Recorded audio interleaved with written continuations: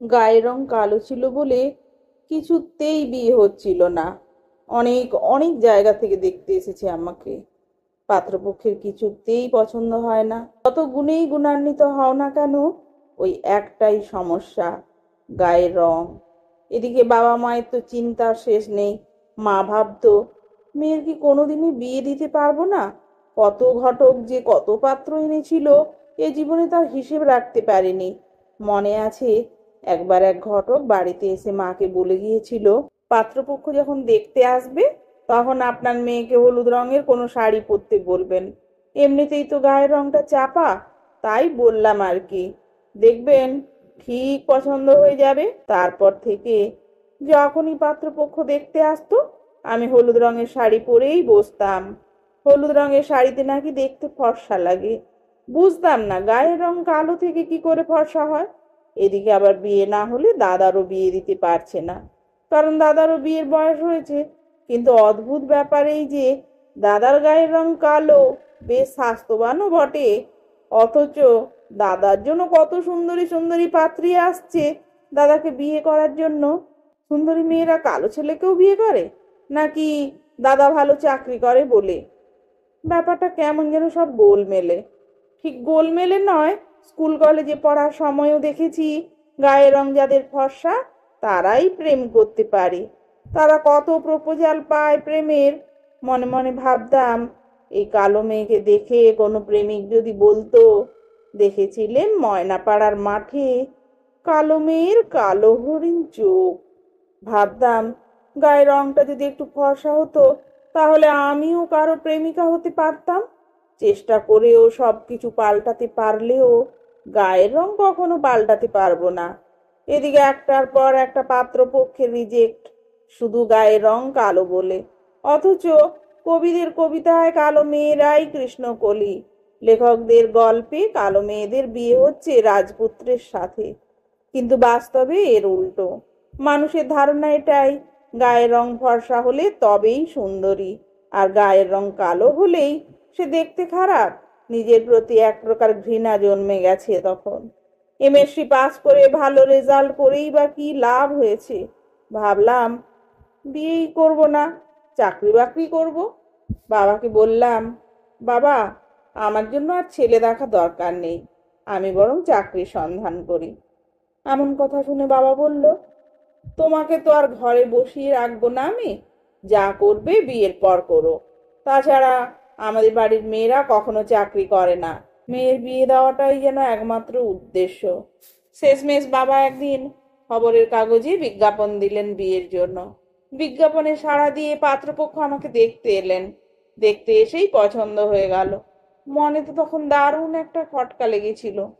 এমন ভালো চাকুরে অবস্থাপন্ন ঘর, আমার মতো কালো মেয়েকে পছন্দ হলো কি করে? সে খটকা চুলোয় যাক, বিয়েটা তো হবেই। কারণ বাবা মাকেও আর কেউ বলবে না এখনো মেয়ের বিয়ে দাওনি, ঘরে বসিয়ে রেখেছো। তাই বাবাও আর কোনো মতেই হাতছাড়া করতে চায় না এমন পাত্র। কালো মেয়ের বিয়ে হচ্ছে বলে কথা, ঘাড় থেকে বোঝা নামাতেই হবে। টাকা পয়সা খরচ করে বেশ মোটা অঙ্কের পণ দিয়ে কালো মেয়ের গতি করে দিল আমার বাবা মা। মানে সোজা কথা হলো, বাপের বাড়ি থেকে ট্রান্সফার হলাম শ্বশুর বাড়িতে। বিয়ের পর শ্বশুর বাড়িতে আসার দিন থেকেই সবার মুখে একটাই কথা, ছেলের উপযুক্ত বউ হয়নি। কারণ ওই যে গায়ের রং কালো। বুঝলাম একটাই কথা, কালোদের দয়া করা হয়। শ্বশুর বাড়ির পরিবেশটা একেবারে সম্পূর্ণ আলাদা। সব কিছু ওনাদের নিয়মেই চলতে হবে। সেটা বিয়ের পরের দিনই আমাকে বুঝিয়ে দেওয়া হলো। অত বড় বিরাট বাড়িতে আমার সব ঘরে যাওয়া নিষেধ। দেখলাম সবার একটা করে ঘর আছে, সেখানে সবাই নিজের মতো করে কাটাতে পারে। আর আমি যে ঘরটায় থাকি সেটা আমার নয়, আমার পতিদেবের।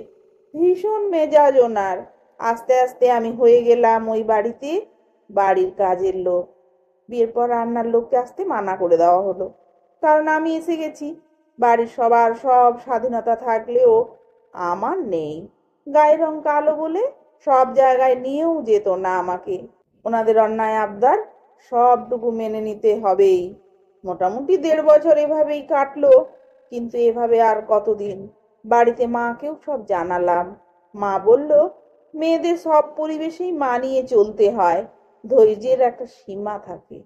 কত আর মেনে নেব? যে বাড়িতে নিজের স্বাধীনতাটুকু নেই, সম্মান নেই, কারোর থেকে ভালোবাসা পাওয়ার নেই, সবটাই ওদের মন মর্জি মতো চলতে হবে, সেখানে থেকে কি লাভ? খেয়ে পরে বেঁচে থাকার মধ্যে জীবন চলে না। তাই দম বন্ধ করা জীবন থেকে বেরিয়ে চলে এলাম একদিন। বাপের বাড়িতে ফিরলাম। বাবাকে বললাম, বাবা, আমি ডিভোর্স চাই। ও বাড়িতে আমি আর থাকতে পারবো না। বাবা মা অনেক চেষ্টা করেছে আমাকে ওই বাড়িতে পাঠিয়ে দিতে, কিন্তু আমি আর ফিরে যাইনি। সব কথা বাবাকে একদিন বুঝিয়ে বললাম। বাবা বুঝলেও মা কিন্তু বুঝতে রাজি নয়। আমি আমার জেদে অনড়। অবশেষে 1 বছরের মধ্যে আমার ডিভোর্স হয়ে গেল। ততদিনে দাদার বিয়েও হয়ে গেছে। বাড়িতে ডিভোর্সি মেয়ে বসে থাকলে কেউ ভালো চোখে দেখে না। গলায় কাঁটার মতো যেন কিছু একটা বিঁধে থাকে মনে হয়। এদিকে পাড়া প্রতিবেশী, সমাজ, স্বজন সবার কাছে আমি যেন বেমানান, কারণ আমি ডিভোর্সি। আমাদের সমাজে এখনো নাকি ছেলেরা ডিভোর্স দেয় আর মেয়েদের ডিভোর্স হয়। অদ্ভুত ব্যাপার সব। দুজন মানুষ বা পরিবারের সঙ্গে বনিবনা হয়নি, তাই তারা আলাদা থাকতেই পারে, কিন্তু এমন ভাবে বাঁকা চোখে দেখবে মনে হয় মেয়েরাই দোষী। আর এটা নিয়ে মেয়েরাই বেশি মেয়েদেরকে বাঁকা চোখে দেখে। তারপর থেকে আমার জীবনের 15 বছর কেটে গেছে। এই কালো মেয়েটাই এখন ঘোর সংসারী।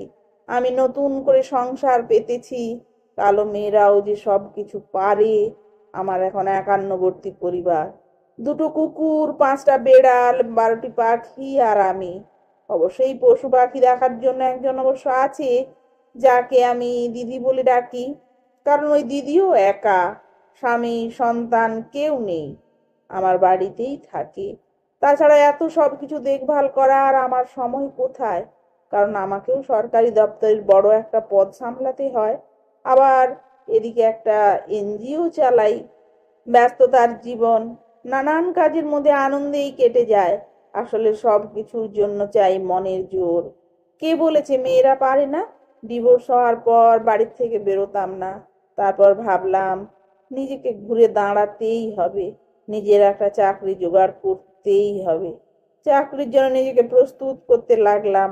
টানা 2 বছর কঠোর পরিশ্রমে চাকরিটা পাই। চাকরি পেয়ে বাবার বাড়ি ছেড়ে চলে আসি ভাড়া বাড়িতে। তারপর আস্তে আস্তে 3 কাঠা জায়গা কিনি। আর সেই জায়গার উপর আজ একটা দোতলা বাড়ি, যেখানে 4-4টে ঘর, সব কটা ঘরই আমার। এই বাড়িতেই সংসার পেতেছি পশু পাখিদের সাথে।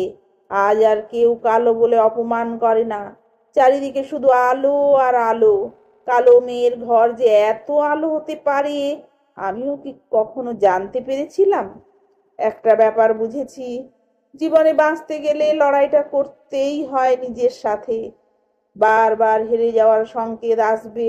সমাজের কিছু মানুষ আছে যারা নিচে নামাতে থাকবে, কিন্তু দমে গেলে চলবে না, পাশে থাকবে না কেউই।